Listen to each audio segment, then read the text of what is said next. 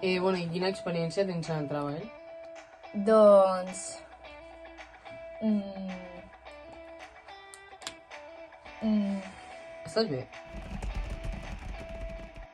Ara sí, som l'Àfrica i l'Ariadna. I parlarem sobre la por de parlar en públic. Us agrada la meva samarreta?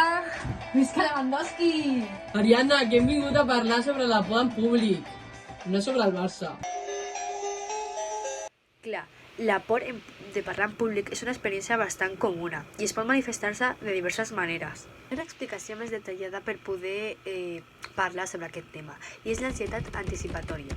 I què és això? Abans de parlar en públic, a moltes persones experimenten aquesta ansietat que li produeixen un tipus de preocupació i por de pensar en l'esdeveniment futur.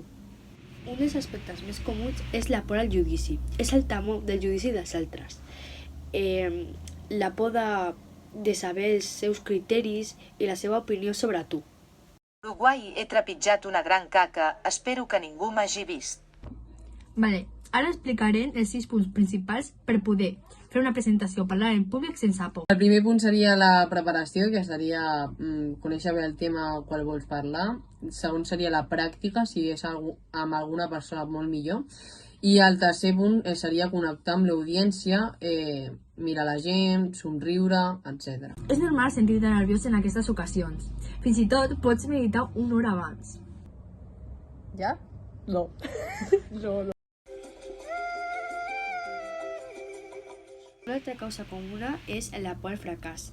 És normal que la gent es preocupi dels seus errors o que no compleixin les seves expectatives, però això té una complicació, que es pot dificultar la teva comunicació efectiva. Mamá.